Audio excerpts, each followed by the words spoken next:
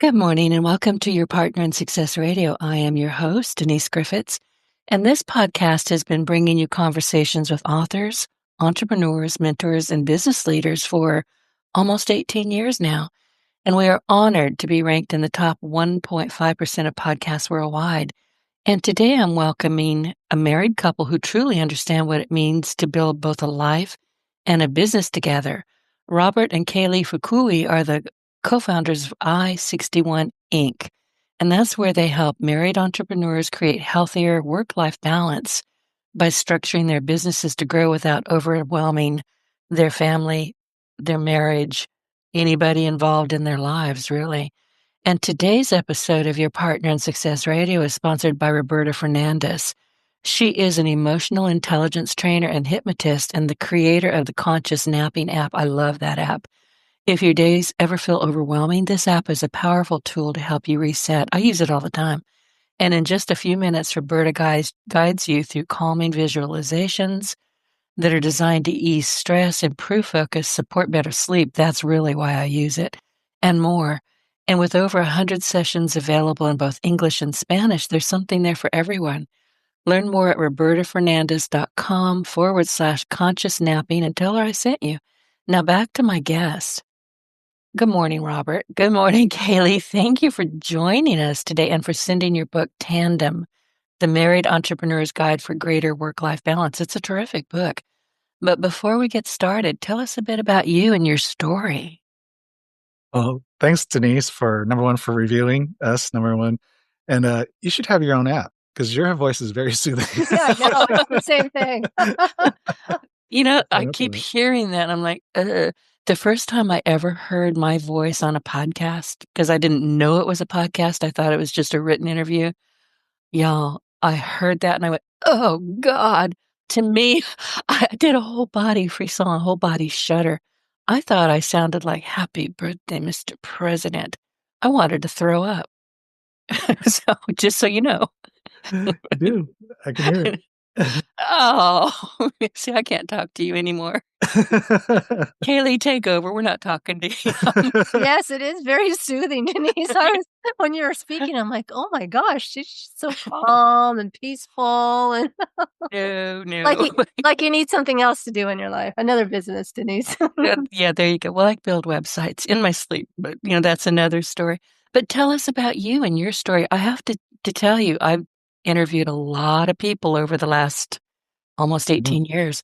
I've never had this topic, so I'm fascinated. Oh, great. I'm glad. I'm excited. Well, definitely when we started venturing into this kind of, I guess, niche, I guess you can call it, in consulting and coaching. Yeah, that's one of the reasons why I chose it. I didn't see a resource for married business owners of how to do life and business well. And that's the short of it. But, if you talk about our story, I think that's our story actually what probably led us and what gave us the inspiration and probably the energy to say, hey, we need to do this. Because Kaylee grew up in a more of an entrepreneurial household. I did not grow up in an entrepreneurial household. I grew up in a pastor's house, actually. My dad was a pastor. But one of the things that happened growing up was he was so dedicated to the ministry that the family took a back seat. And that's kind of what a lot of people don't see. And so here he is, doing God's work, but at the same time, he's actually unintentionally neglecting his family. And it wasn't because he wasn't trying to. It was just, I think that's how culture has wired people in general to work hard, and it makes personal sacrifices to do that. And so then, I started even repeating the past when we started our own business, working till like 2 a.m. in the morning. Part of it was I was working full time, and then I was starting the consulting business on the side, which means kind of evenings basically. So I was working till 2 a.m. thinking that, I just got to make these sacrifices, which there's truth to that, because the only way I could build this thing on the side was to work off hours, right? So that would be evenings. And Kaylee, coming from an entrepreneur household, she, understood that sacrifice, or that she accepted that. But she was saying, thinking, it's just for a season until I leave my corporate job. And then once I'm full time in the business, then she'll have her husband back. But even during that time, though, again, working till 2 a.m., if you kind of calculate it out, by the time Friday night hits, I'm wiped. I'm tired. Yeah, there's no date night. Yeah, Pretty much. definitely not Friday night. But then even Saturdays when I'm off, date night I'm kind of sleepwalking because I'd wake up on Saturday morning, I'd take the dog for a walk, we'd probably have breakfast. And then literally there are times when I just went on the couch in the living room and just took a nap, like right after all that. So it wasn't, it was getting to a point where I was even seeing that's not even fair to Kay Lee, even though this is just a quote unquote season. But one, it wasn't fair to her. Two, I was just exhausted. And just for me personally, wasn't good. And so I sat here at the desk one evening at almost 2 a.m. and I'm thinking, there's got to be a better way to do this. Like I just accepted the fact, like it was almost like, that was a period of time where every time I asked friends, hey, how you doing? They'd always respond with busy. I'm busy. And they tell you all the laundry list of things that they're doing. Don't you hate that word busy? Yes. Yeah, but I started responding the same way because I felt guilty that I didn't respond that I'm busy, but I felt, oh, maybe I'm not doing enough because I'm not busy. And so next thing you know, I would respond the same way. I'm busy. And well, there you go. It was a self-fulfilling prophecy. And so here I am at 2 a.m. going, there's got to be a better way, right? And so I really started to audit my time, where I was spending my time in the business, and realizing there was a lot of busy work that I was doing that wasn't necessarily moving the needle. And so I said, what if I set a goal to get to bed by 11 instead of 2 a.m. So 3 hours a night, 5 nights a week, that's 15 hours a week, which is 2 nights of extra sleep, right? If Which is a lot. Practically speaking. And so I did that. So what it did was it forced me to audit my time, where I'm spending my time, and going, okay, how do I get rid of the busy work? Is there things I can automate better? Are there things I can delegate out? Maybe hire even a virtual assistant, even though the business wasn't going up and running at the time, or not like the business should be running or how I wanted to build it. But could I delegate some of that stuff out to subcontractors or something like that? Are there things I just need to start saying no to? And I was just saying yes because I felt I needed to. Like I was missing out on an opportunity. And so as I audited my time, I was able to, get the work done, the productive work done, and get to bed by 11. And Kaylee got her husband back. And what happened was, in the process, though, I was noticing my consulting clients, these business owners, were basically experiencing the same thing as they started talking about their personal life. As you get to know them, they start talking about their personal life. And inevitably, most business owners are married. So inevitably, their home life starts to come out. And they started saying the same thing that I was experiencing. And that's when I came back to what I said earlier. I started looking for resources for these entrepreneurs, and I didn't see any that would really tackle both sides of the issue, because we tend to compartmentalize our life, or at least we tried to, but one's going to bleed into the other. Your business life is going to, bleed over into your personal life. It's going to affect your personal life. Your personal life is going to affect your business life, right? And so how do you do both of these things well? And that's when I saw, hey, there's a gap here that no one's really addressing. And it's almost like the elephant in the room. People know they're dealing with some issues, but they just accept it as normal. And I was like, wait, this is until the divorce happens. Right. Mhm. Or Yes. even if they're not divorced, they just become roommates. Right? Oh, And which I don't know if worse. I was going to say, I don't know what's worse, right? That is. And so that's when I looked at Kay Lee and I said, hey, I think there's an issue here. And I think we can solve this, or at least be part of the solution to this. Mhm. Well, let me ask you this, Kay Lee, were you looking at him and going, I know you're working hard. I know you're sleeping a lot, but, I'm here too. I definitely did miss him. That's for sure, because I loved hanging out with him. That's one of the many reasons why I married him. And he was so tired that it's like I wanted to go do some stuff, hang out with him, have fun, but I saw how tired he was, and I'm like, yeah, I think I better just let him sleep, because I was concerned for his health. Yeah, I would be too. Yeah. Okay, I'm sorry. Keep going. So for me, I am third generation entrepreneur, runs in the blood. And we had a brick and mortar store growing up. My dad worked 6 days a week, a lot of holidays.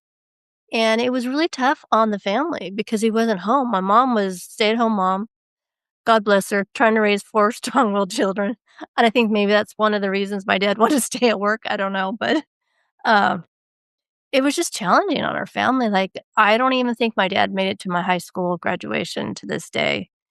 Oh, boy.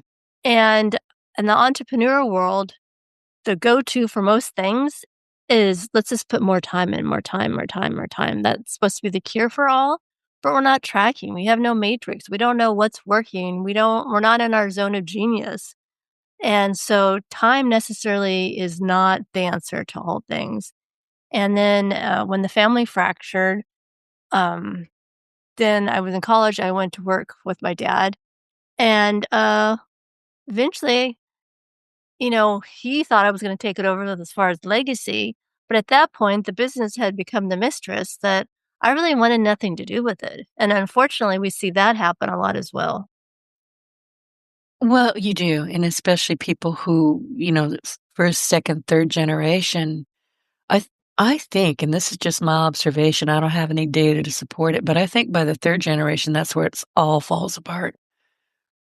Yeah, I mean, statistically, just from the transition, Right. only 30% of founders are able to transition the business into the second generation, and only about less than 10% make it to a third generation. So just by how it happens, very few businesses do make it to third generation. I've noticed that, and like I said, I didn't have any data, so thank you for backing me up You're on welcome. that, 'cause I just pull it out of the ether. You never know. But what are some of the dangers of the hustle and grind mindset for entrepreneurs? And I know, look, I'm not married anymore. I will never marry again. I'd rather be hit by a beer truck, but that's another A beer story. truck. It needs to be a beer truck now. And it has to hit me twice to make sure I can't get up and change my mind. It's like, no. But I do remember when I was married and trying to work working a job because I owned a small business and trying to build this, my web development. I was exhausted. I didn't want anybody talking to me. I didn't care whose wife I was. Don't talk to me. I'm tired. It didn't work out well. For sure. And yeah, the hustle and grind mentality, it's so dangerous. It's so toxic. And that's kind of one of the things that makes me angry. You hear these business gurus, hustle and grind, you just got to Yeah. sacrifice everything. And then you're sacrificing everything. And then for what? So, like, why even be married at that point? Why why have a Exactly. family, right? That's exactly I mean, if right. all your attention, if you're going to love the business more than the people that are actually people, then, why do that?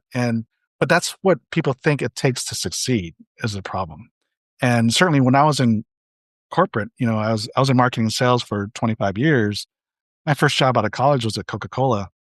And I remember, you know, just out of college, I got my business degree. I'm at a good company and, potentially thinking about climbing up the corporate ladder and all that. And I see, like, I was in the sales floor one day in the afternoon, and I was just sitting having my Coke. Like, what else do you do at Coca-Cola, right? But drink a Coke. You don't take a Pepsi in that. You would die. You wouldn't make it out alive. No, definitely not. And I was just watching people walk by. I had, the merchandisers, salespeople that've been there for forever, the managers, lifers, really. And Oh, good. I was just noticing, I'm like, okay, they're overweight. They don't look healthy. Their teeth are bad. Some of them are on their third marriage. They're going to work late because they don't want to go home. Speaking of what Kay Lee said earlier about her dad. And I'm like, it takes to succeed. I was like, really? Is this what you got leads to? And I remember sitting in my branch manager's office one evening. There's a few of us in there. And the regional manager also had his office right down the hall. And it was about 5, maybe 5:30.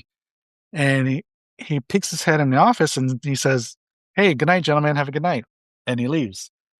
And the branch manager, after he leaves, just made this snide remark, like, "What a loser. He doesn't work. He doesn't work hard. Yada yada." He's just kind of demeaning him, right? But I'm looking at him like, yeah, but he's your boss. I'm thinking this. He's your boss. Obviously, he succeeded at some level, right? And yet he's gone home to be a family because I knew he had a thing. He wanted to be home for dinner time to be with his family. And I said, okay, here is obviously we don't have to work this late. Mm-hmm. We're in the same business, right? We're in the same company. And here one chooses and is almost expecting you to work 12-hour days versus you have his boss who's successful, who is prioritizing family. And so that was kind of like a beginning point for me of going questioning, is there only one way to succeed? Right. And so that's what kind of started that journey of questioning that. But then even kind of fast forward, and this is about 23 years ago, where it was a week before Christmas, and I was married to my high school sweetheart at the time, and we're both succeeding. Both business, my profession, my career, her career was growing. We just bought our first home. We just got a new puppy and all that. So we're kind of checking off the boxes, right, of success. And but about so about 23 years ago, it was a week before Christmas, and I kiss her goodbye. She goes to work. She drives off to work, and I kid you not, 10 minutes down the road, she gets in a car accident and passes away at the scene. She dies at the scene. So I never got a chance to say goodbye. In fact, I didn't even know about what happened until I got home that evening, and the coroner was waiting for me at my doorstep. And so, I was just in disbelief because I'd just seen her. I'd touched her, I hugged her, kissed her, and all that. And and it wasn't through confirmation. He had her driver's license, and so that meant, okay, this must be real. I called her coworker, called her boss, and they said she never showed up for work.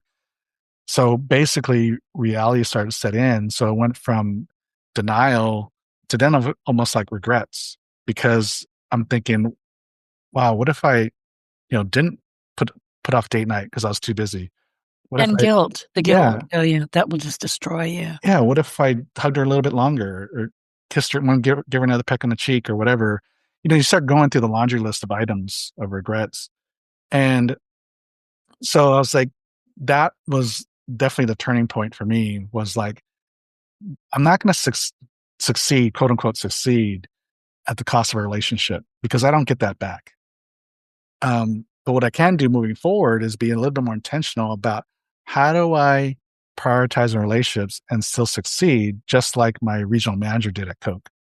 And so that's where I kept doing that along the way. But then, of course, as I showed earlier, started to fall into that trap of busyness until I had that another wake up call of just being tired and going, I don't want to repeat the past, meaning losing my wife and having regrets again. Because I already know what it felt like the first time. And so I didn't want that to happen again. So I said, we can't do this, to myself, right? We're going to figure out another way to succeed in the business, but make sure to prioritize our marriage and our relationship. Why do so many people miss that? I mean, to me, and I'm speaking from a guilty place because I did it and I missed it. But then I got to the point where I really didn't care. I really didn't, because things just changed to where, you mentioned roommates. That's exactly what it was. And I didn't care. I just didn't have it in me to care anymore. And that'll happen to people if you're not paying attention. If you're not paying attention to your partner, married or not, they're going to go. They're going to leave, or you're going to put them outside and say, bye, bye. Go now. But it's a great way to just destroy any relationship you've got, whether it's with your children, your parents.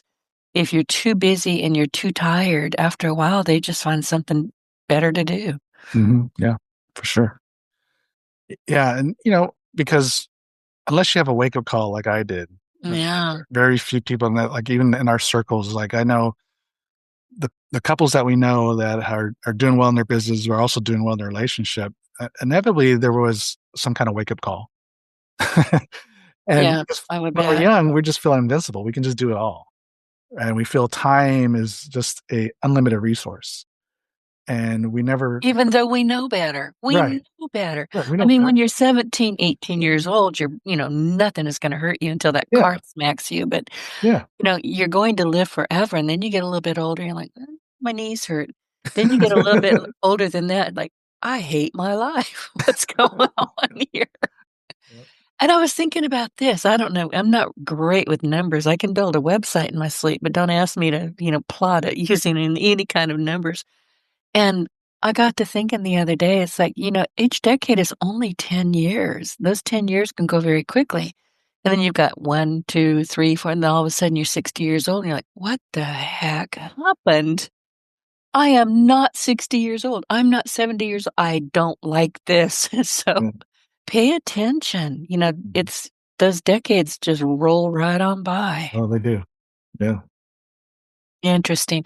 So when you two got together and you started doing this work and you started writing this book, were there any moments when you said, we have to do this? I mean, were you seeing other people just maybe sliding off the edge of the universe because they were busy? What happened?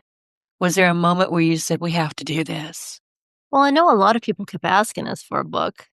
And we looked, as Robert was saying earlier, what other resources were out there, and we really couldn't find anything. And so that's when we thought, you know what, we should probably write the book. Yeah, It's a great book. I'm telling Okay. everybody who's listening, get the book. It's called Tandem, The Married, and there's a neat looking bike on it, Tandem bike.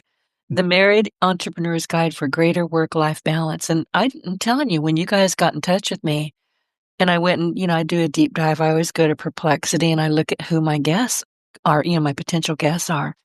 And I will ask Perplexity, tell me who they are, what do they bring to the table? And then the final question is, would they be a good guest?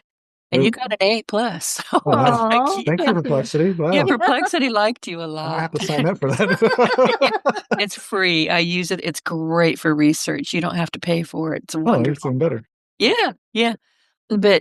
And then I went back and I said, okay, they gave me some topics. Now give me some more questions. I had my own, but I wanted to know what the dangers of the hustle and grind mindset was. And then we've talked a bit about work-life balance. But what we haven't talked about just yet is more sales can kill your business and ruin your life. And I thought, okay, that's a topic. Mhm. So go tell me what that's all about. No, that's true, because a lot of times people will come to us and say, we need more sales. For some reason, we think that's the answer. We need more sales. And then Robert will go and look at their financials, look at all their stuff. And he's like, no, it's not a sales issue you have here. Yeah. What does it turn out to be? It's usually a margin issue. So, Oh, a lot of times the way a lot of businesses set their price, it all starts with is they want to make it low enough to make it attractive enough for more people to buy. They're trying to cast a wide net and get as many people to buy as possible. And a lot of times they're using pricing as their marketing hook, inevitably. And so what happens with that is most business owners, because you talked about numbers, right? Most business owners are the same way. They're not good with numbers. no, I am So bad with them. we know the top line issue, but we don't know the bottom line issue, and we don't know margin. We don't know all the costs involved, and are you making enough to be able to have a healthy bottom line as you're building your business? And so what happens is when the average small business is working off of very thin margins, and when I say thin margins, meaning their net profit is below 10% of total revenue. So after all expenses paid, including the owner's salary, 10% or less is typically left. So the average net profit margin in the US for US companies across all industries is about 6.5%. And what happens at that thin a margin, it's very hard to reinvest properly into the business. Like just say hiring more help, because you'll hear this a lot is they can't afford to hire more help. And they look at hiring help as an expense that they don't want to spend because But it's an investment. right? It is, right? And a lot of it is because they don't have the margin to do that because they're trying to keep their prices more low to attract more customers. And so what they do is they think more volume will make up for the lack of margin. And that's the thinking, which when a lot of businesses, that can do them in. In fact, we even had a client where their business grew 400% in less than 3 years, and it almost killed them. Because they were doing everything because they didn't have the margin to hire more help or an adequate help. They were doing more and more and more. And the busier they got, the more the revenue grew, the more time they were spending in the business and the more frustrated they were. Been there, done that. Right. As opposed to price it a little more properly to have healthier margins, deal with less customers, but be healthier and be able to invest back in the business and get the help you need so you can build a business that's healthy, where everybody's healthy, you as well as your team. Because inevitably, if you're stressed out, that means your team's stressed out. And that's just a recipe for disaster. So we've seen businesses close up because they're just chasing sales, they don't have enough margin, and inevitably they go bankrupt because just really lack of finance. It's cash flow. They just don't have good cash flow. So that's the part that most entrepreneurs don't touch because that's not their gift. They know how to make something, to do something, to make a product, to sell a product, whatever. But the financial piece is always kind of the Achilles heel for most entrepreneurs. And that's inevitably what does most of them in. That's why most of them, close up. And so it's not about a sales issue, it's more of a margin issue. And when you have better margins, not just in money, but even in time, right? Like for us, we don't want to serve 100 clients at a time. That'll drive us nuts. But we can handle 5 to 10. We just charge enough to make it worth everybody's while. And we can serve fewer clients, be happier, and our clients are happier because we have time to spend with them. And you're paying attention to them, right? Exactly. Everybody's happier when you're operating on healthier margins. We have our time back. And then we also have money at the end of the day, profit to feed our kids, pay our rent, which a lot of entrepreneurs struggle with that, and reinvest. Maybe you need a new software. Maybe you need I don't know what you need, but it could be a lot of things besides also hiring somebody. You just want to stay on top of technology. And you know what I've noticed too, with my own business and watching other people, because I work with a lot of clients, there seems to be two distinct types of clients: those that want something for free or darn near free, and others that they just want you to fix it. Whatever it is that they're asking for, fix it.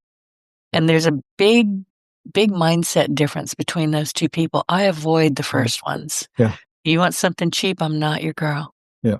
You want something done properly? Give you a couple examples. I'm a web developer by trade. And in the last 2 months, I've had 3 and a 4th one today. These websites are old. They're elderly. They're 10 and 12, and one of them is 14 years old. I built them that long ago. They're still working beautifully because I know what I'm doing. And I make sure that the back of the website is working, just humming along the way it should.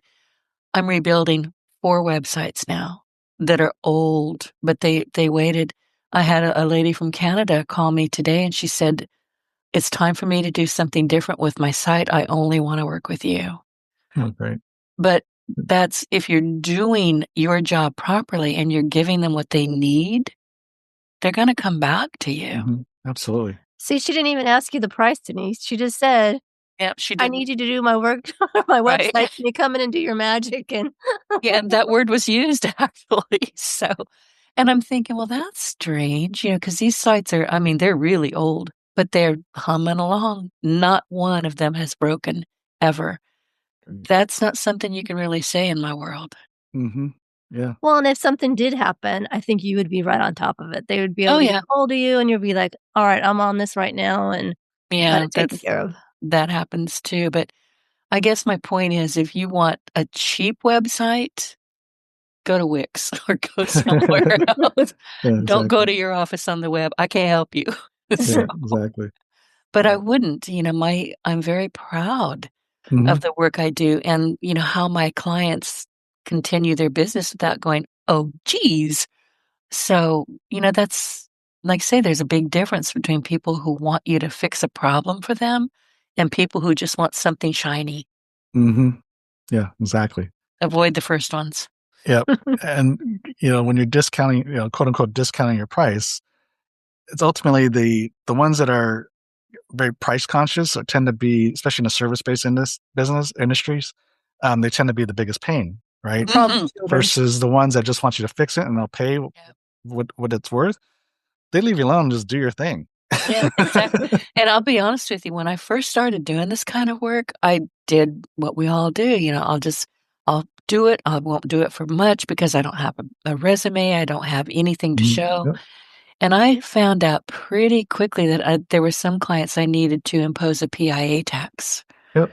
PIT tax, Yep. pain in the ass tax. And Yep. I'll tell them, you have bugged me so much, I'm going to charge you. The next time you call me, there's going to be a tax. And they're like, Yep. okay.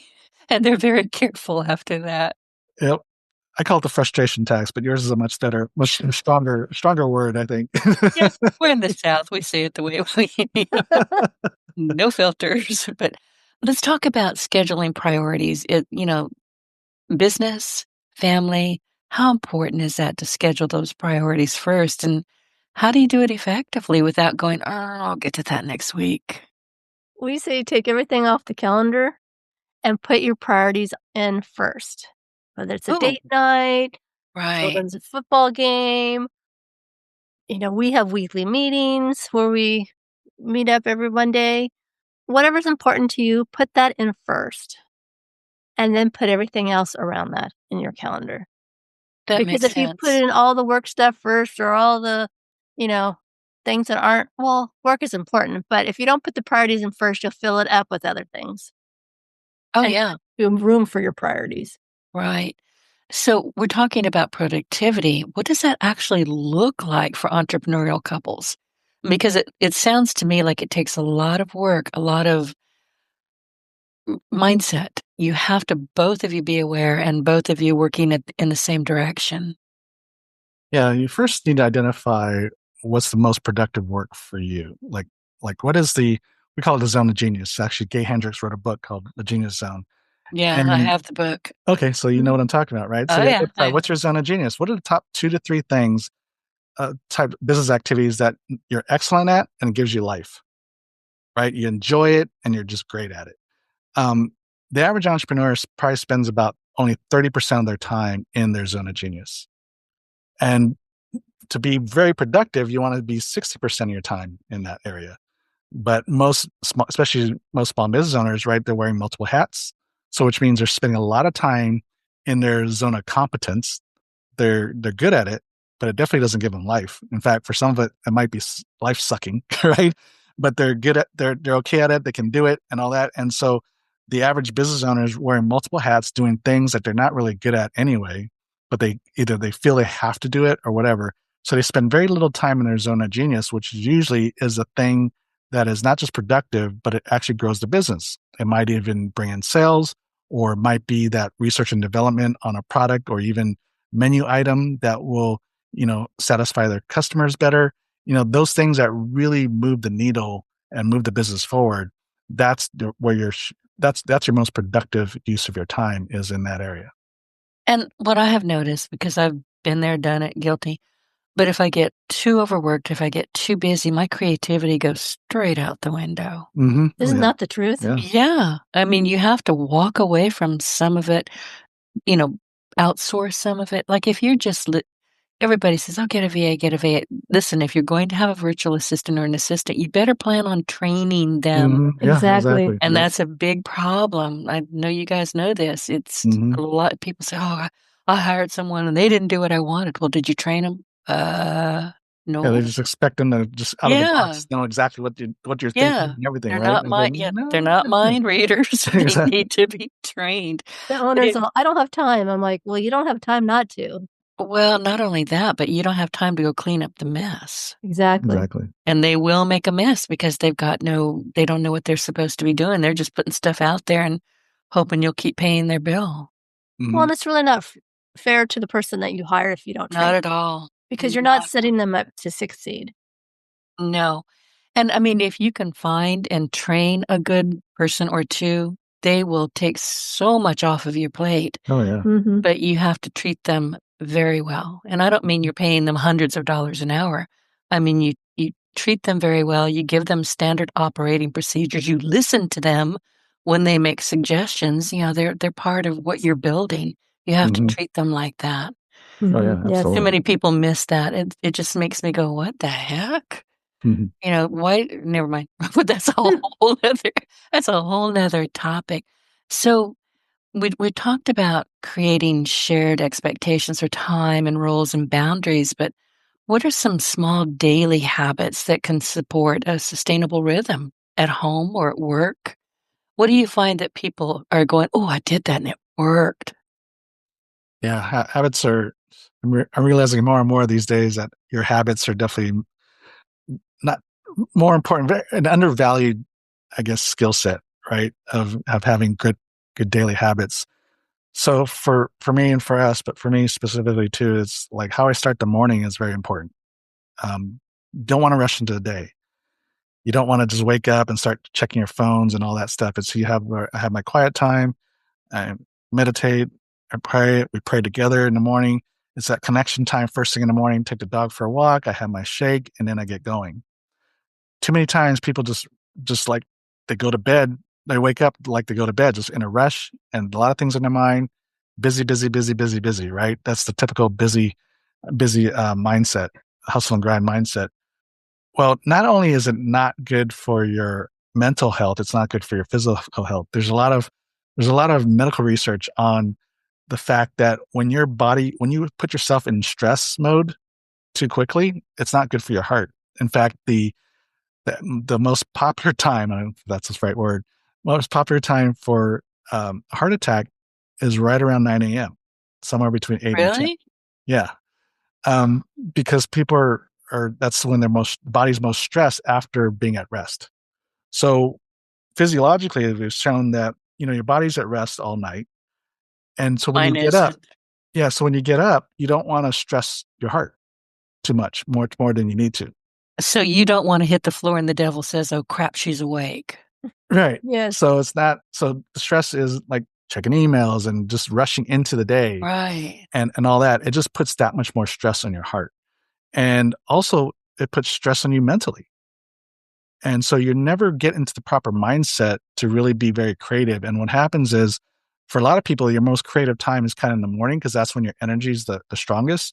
Mm-hmm. But when you're physically and mentally and emotionally stressing yourself out too quick, then your creativity, as you kind of spoke to it earlier, your creativity just goes out the door. And so you can't be at your most productive self, even during the most productive period of the day, right? And so daily habits is crucial, at least for me. I was like, I don't want to rush into the day. I get my quiet time, my prayer time, my walk time with the dog, my shake, and then we get started, right? I typically don't take any phone calls or meetings before 9 o'clock, 9 a.m. In fact, on Monday mornings, because that's my most creative time to write content and all that kind of stuff, do emails, I mean, not emails, but write content. Um, I don't even check emails till about after lunchtime at the earliest. So I can get some of the on the business work done, the stuff that's most creative and the most productive, where I need the most focus and energy. I don't even check emails because once I go there, you're down a rabbit hole. Well, Once and you- you're responding to what they need, not what right, you need. right. And so that goes to time blocking, right? So some of those, Yeah. there's the daily habits, but there's also blocking. So I block not just time, I block days. So there's to be able to spend 60% of my time on my zone of genius. I actually block Monday, Wednesdays, and Fridays for that. So the only time I do meetings is Tuesdays and Thursdays. Cause like you can book meetings like to the cows come home, right? You can book your calendar full of meetings, but I keep them on Tuesdays and Thursdays. That way I have Monday, Wednesdays, and Fridays to either do my creative work or even to meet with potential clients, things that are going to drive the business forward. So there's daily habits, but there's also blocking, and I block days. These are the type of tasks I'm going to do in these type of days. Thursday's my day. I finally figured that out. Thursday, and I say this, and I think I said it to y'all. Thursday's my slow day. I was lying, but I'm pretending. Oh, Yeah. Now All she's right, talking to you.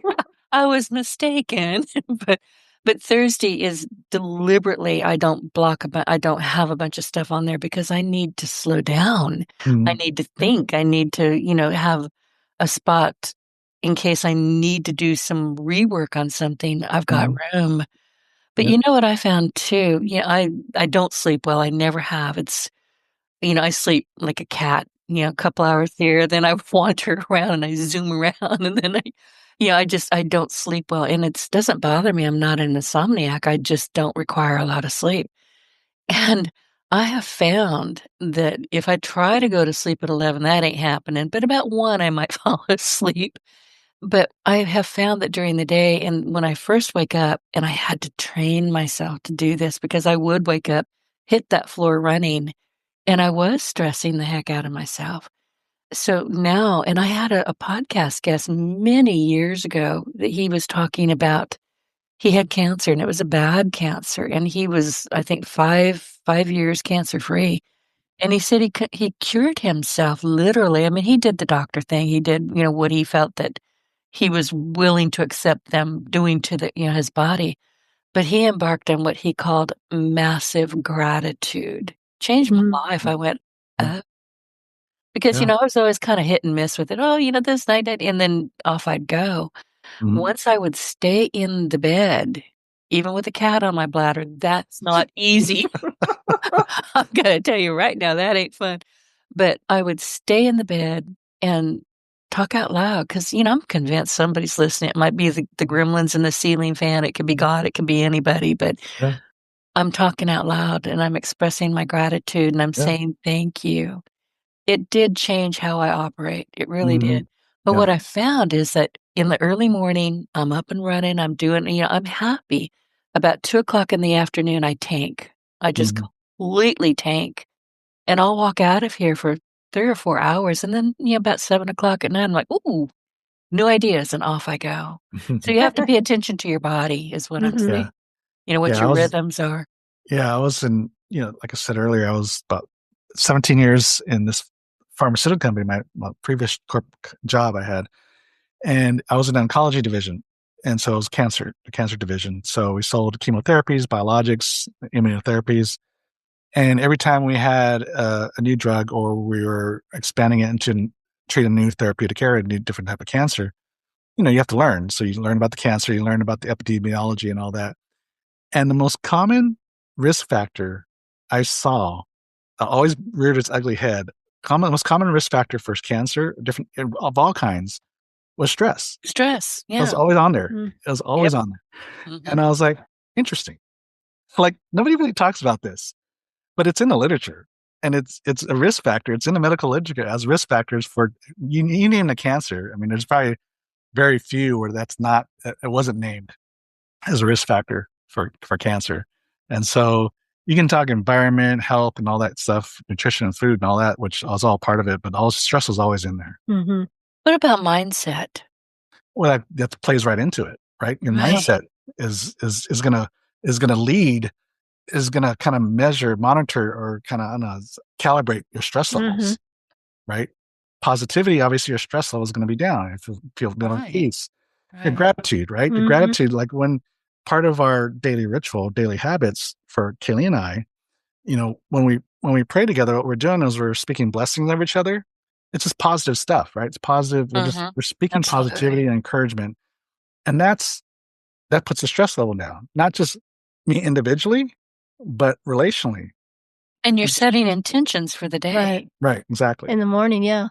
And I wanna say add to that too is sleep. For me, if I don't have sleep, it's very it's a lot more easier to be grateful when I've had a good night's sleep, and I'm feeling good and I have energy and, as opposed to, I'm running myself rugged and I'm stressed out and sleep deprived.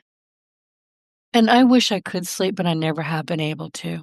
So and I Oh, don't worry about it. yeah. Honestly, Don't stress yourself Yeah, about it. don't stress yeah, about it. I don't. But, let me tell you, I don't really like sleeping because 'cause I'm a lucid dreamer. I can wake up exhausted. I Oh, Oh, really really? can. really? But I also don't like sleeping because it cuts into my reading time. No. Oh, okay. I get really ticky about that. It's like I wanna read.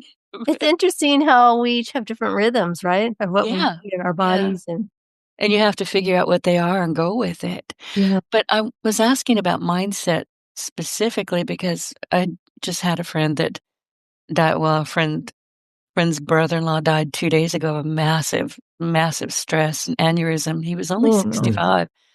And I don't even know how we got into this conversation, but we're talking about cancer, and I had an aunt, this was many, many years ago, and she was a bad smoker, and every time she would start coughing, I would get ready with do I have to take her to the hospital? She looks like she broke a rib. She Oh, used to jeez. scare the Oh, heck out of me, and she had a coughing fit. She vomited and aspirated it back to her lungs. She was brain dead for about 4 years. Oh, 4 no. years. Oh, jeez. And I know, but listen to this, and this is God's honest truth, and I keep thinking about it. She went into the hospital with cancer, lung cancer. I mean, she had been diagnosed. It didn't look good. But because her mind was no longer engaging with, talking, so I'm gonna have cancer, blah, blah, blah, blah. She was cancer-free. She Oh, did jeez. not have Wow. cancer because her mind wasn't chattering at her. Wow. So that's, I think, I don't know this, but I think if you'll just give yourself a break and stop talking about what's wrong, Mm-hmm. things will Yes. get better. Oh, yeah. For Yes. sure. Well, and to Absolutely. get your mind off, once you get stuck on something negative, I can speak for myself, and you start obsessing about it, then you start finding all these other negative things around you, as opposed to when we're grateful and thankful and looking for things to be thankful for, then our mind, finds those things. Exactly. It really does. And you have to just be aware. I get stuck in a loop. We all do. And I will have chats with my you know what a piche is? Remember when your No. favorite or your least favorite uncle would walk up behind you at a barbecue and snap your ear with his thumb and finger? That's a piche. Well, now we know Learn the something term. new. Oh, okay. Never Yeah. knew. And when I catch myself in a loop, I will piche my ear. It hurts. So it's She's just hurt herself. but I'll tell you what, I'm no longer on that. I'm somewhere else going, "What the hell?" Who did that? Yeah. But now I'm off of that track. So sometimes you just have to do, pinch yourself or put a rubber band on stop doing all the negative stuff. Mhm. Yeah, exactly. Yeah, absolutely. Because it really affects your body and your mind, and Your health. yes. And my temper. Yeah, There's that that too. too. There really is. Let's talk about time wasters because you had mentioned that earlier. Time wasters to get what are some of the most common time traps for entrepreneurs? I know several of them. What are you seeing with your clients? Well, I think doing the work they shouldn't be doing, Mm. number Right. one. Even if they have a team, this is very common, but there's one client in particular I'm thinking about that he'd brag about his team, how great they are, how great performers they are, that they're amazing. And yet he's micromanaging them. But we will never admit as entrepreneurs that we're micromanagers. Yes. But Lily, what we're doing is that's procrastination. I learned that the hard way. When I'm doing small things that I should not be doing, or I can pay somebody $15 an hour to do, that is sheer procrastination. Mm-hmm. Yeah. And so, that's the biggest time waster right there. Just kind of goes into the automate, delegate, eliminate issue, right? We're just, we consume ourselves with all the busy work. And those are time wasters. This, like you said earlier, I should be paying someone $15 an hour, but I, as the owner, should be the highest paid employee. So I'm doing minimum wage work, right? Yep. It's like, wait a Yep. second. This is not just how it should work, but it's just not very productive for the business in general. Right. And so, yeah. So, Our employee had a hard time. He had a great team. He was a client, sorry. You're right, honey. Had a great team, was always telling us that, but he couldn't let go. And we held his hand through it, and he was able to turn his team loose, and they came back to him and said, "Oh my gosh, thank you so much for allowing us to take, ownership of this." And he said things went so much smoother when he wasn't involved. He couldn't believe it. And I'm willing to bet that once he cut them loose and let them access their own creativity, that they were willing to come back to him and say, "Listen, I know we've always done this way, but how about something like this?" Did he see Yes. that happen? oh yeah, Yes. absolutely. Yeah, And then I remember because he was on the verge of burnout, and we I were warning bet. him. We're warning him like, "Hey, you're on the verge of burnout if you don't let go." And it came down to one morning he woke up and he just had it right, and he walked into the office, told his wife, told the team, said, "Hey, you guys got to handle this. I can't do it." And he basically had to, pull back quite a bit for a couple, 2, 3 months, and about 3 months later, he's like on one of our calls, he says, "The less I do, the more things get done." Yeah, exactly. And I use that quote all the time. And health-wise, he was doing a lot better because he was at burnout, and he's like, "I'm having a hard time functioning and getting out of bed in the morning." And I'll even throw, for me, a time waster and stuff that you got to do, but I think there's a more efficient, productive way to do it. But emails, I said this earlier, right? This is the most common time waster. And so one of the things we do, and this is what I was doing, like a lot of people do, is you're constantly checking throughout the day. So what I had to do was I turned the notifications off, and I blocked time of when I would check emails. So, like I said, Mondays I don't check emails till afternoon. But typically for the rest of the week, it's usually I check first thing in the morning, or when I get to work, first thing in the morning, and then at lunchtime, and then right as I'm closing up, wrapping up for the day. So those are the 3 times a day where I check emails, and I just knock them out. Now I may not be able to get through all of them and all that, but throughout the day I will. Right? I don't feel like I don't feel compelled to have to do it. Be up to date on every single email and responding it like a firefighter. But I block the time out, and when you look at the time management research, it shows that when you do things in chunks of time in blocks, you get more done faster, more efficiently, as opposed to sporadically going back and forth and doing it. Because once you're Right. engaged in a process or one type of task, you get very quick at it. But if you're only checking 1 or 2 emails here and there, it takes you a lot longer to take care of 20 emails in a day versus 20 emails a day, but in blocks of time. Well, not only that, but the minute you walk away from something, it takes, what is it, like 15 minutes before Yeah. you can focus You're back? engaged. Yep, exactly. Yeah. It's a Yeah. multitask issue. So yeah. Exactly. And So, I had to teach myself to stop doing that too. yeah. So that's the most common time waster, is that kind of stuff. It was responding to fires, responding to issues, as opposed to responding it on your own time, right? To block it out, to take care of these issues, as opposed to just like juggling plates and trying to multitask and all that stuff. And you get a lot of stuff done, but in a very slow, inefficient way. And what I'm hearing you say is how lack of systems like your mail system creates constant firefighting. Yeah. Mm-hmm. Well, yeah, you could just be doing that all day long. If every time it pinged, you're checking your email. You know what I mean? And Right. responding to it, not getting anything else done. Yeah. So all my notifications are off. So text and all that stuff. Because I would do the same thing even with text, right? The minute you get a ping, you're checking. We're like Pavlov's dog Yeah. with that phone. The moment that thing pings, you're checking it, right? Not me, no. I let my Sometimes- cats sit on it. That's their job. Hide that thing from me.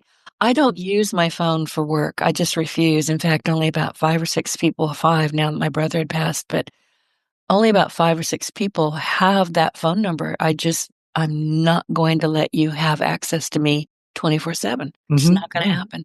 Exactly. And I have it off. Sometimes it's dead. Most of the time, honestly. No battery. I didn't charge it, but really, it's just a very expensive camera and a text toy. That's all it is. I don't use it for anything else, and that's by design. Yeah. But I know a lot of people, they wake up, it's on their pillow, and I'm like, oh yeah, no, that "Geez, doesn't come in the room. Ours are in the other room. We don't see There you them. go. Don't have it in the bedroom, no, or the kitchen table. There you go." I'm looking at mine right now because I had to have it. I had friends in here today using my kitchen, and I said, "Look, I'm going to be locked in my office. Text me." So my phone is actually in here, but they just left and they took the ham with them. I'm going to have to talk to them about that. A ham? Yeah. Well, it was their ham, but still. Denise is upset they took their ham and they left. Yeah. Well, they left me some. Is that like I'm taking my marbles and leaving? Yeah, kind of. But they came in and they just cooked up a storm, and I could smell it. I was like, oh. And I only eat me 1 meal a day, and all day long I've been smelling, these wonderful scents coming from my kitchen. Going, I think I'm gonna die. I'm hungry. So, did you get to eat the ham? Not yet. As soon as we're done, I'm gonna go eat that. Oh, I'm sure they left you some. Oh, they Oh, left. they you some. did. Yeah, they Oh, okay. did. Because you said they took your ham. Well, they took most of it. Oh, okay. Seems like they could have left, I don't know, all of it, but Yeah, they there you go. didn't. Yeah.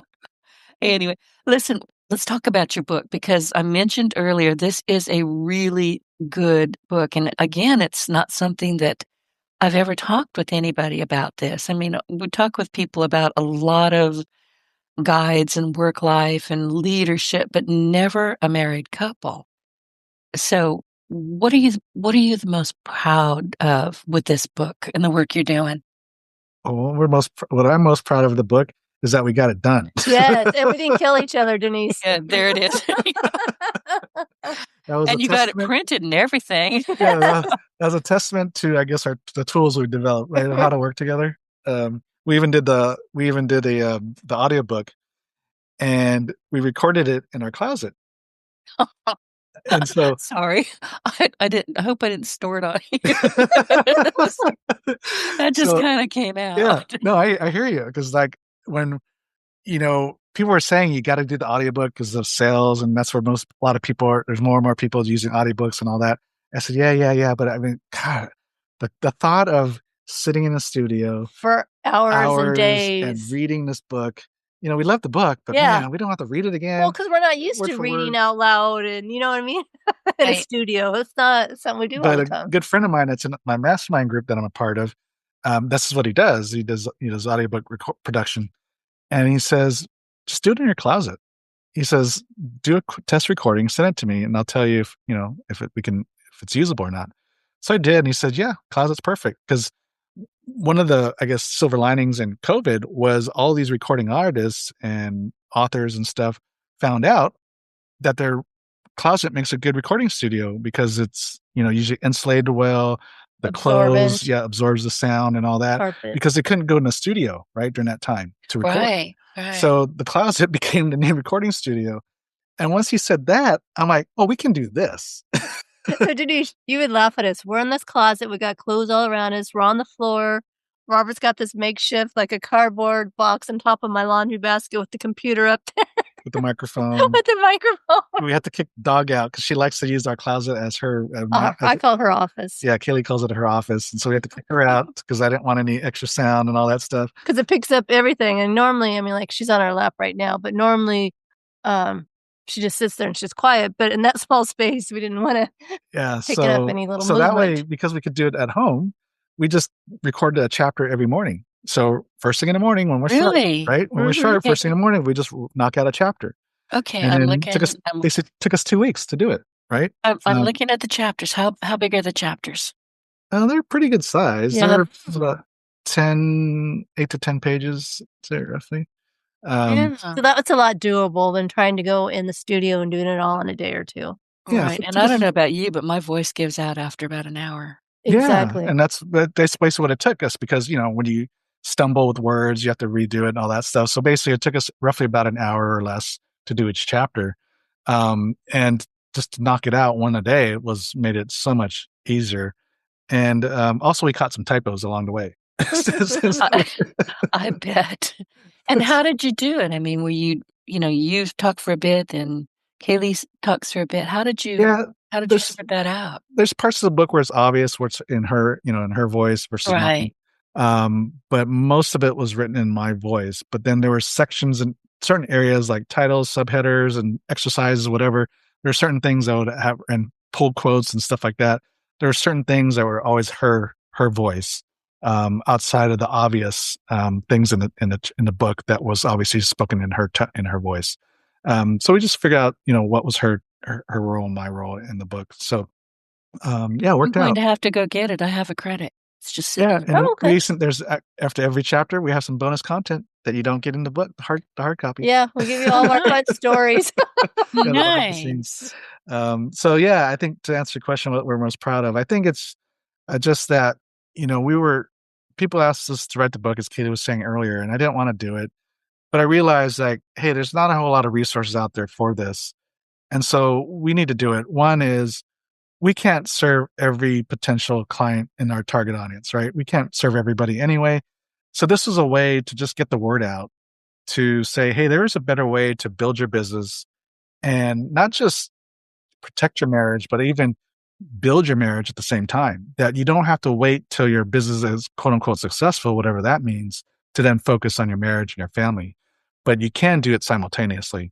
And to have those tools out in written form and also audio form, that is able to reach more people than we could individually.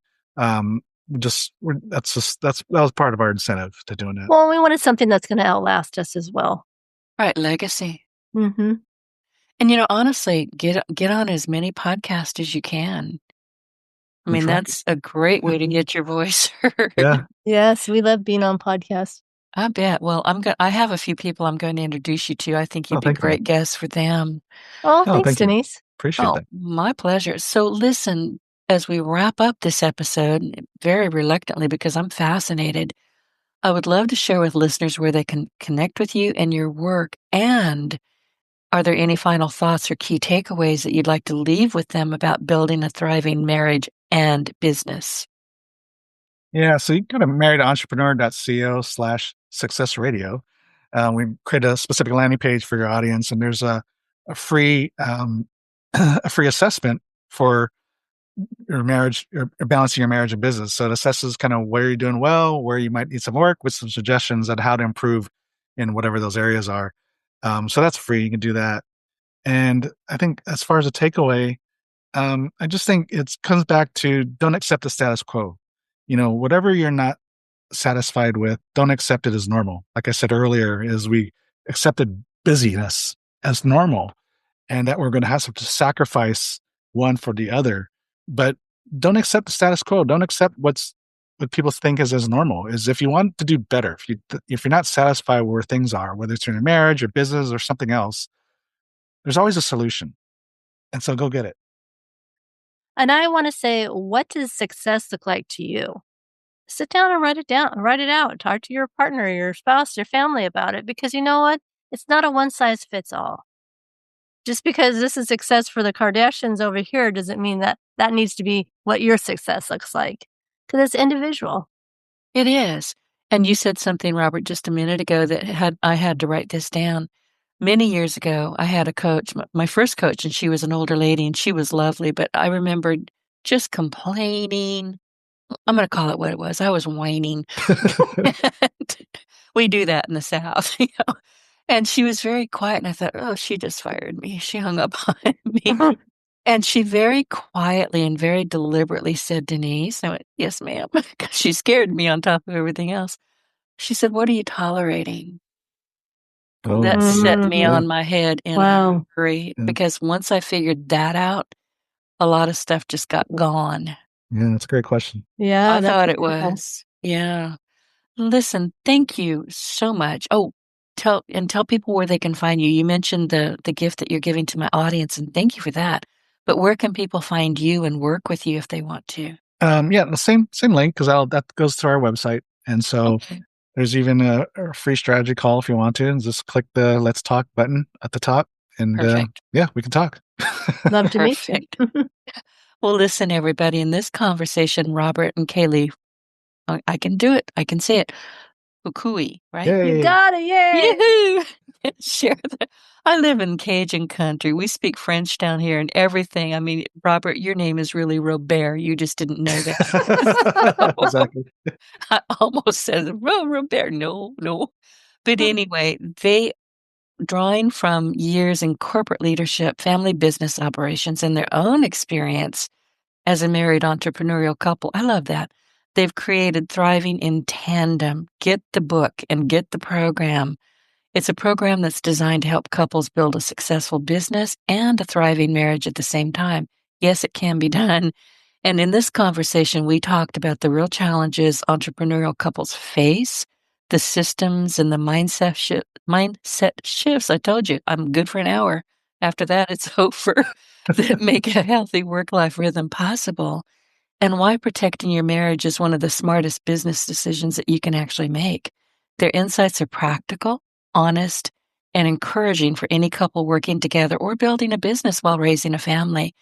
And seriously, go find this book. I cannot tell you how important I think this is for your entrepreneurial library. Thank you for joining us. I am Denise Griffitts, and I will see you every Monday, Wednesday, and Friday. Robert, Kay Lee, thank you for joining me. I really appreciate it. Oh, thank thanks, you, Denise. Denise. We had fun. Thank you. Get your voice heard. If you would like to launch your own far-reaching podcast, contact Denise Griffitts at yourofficeontheweb.com and go to the podcast tab.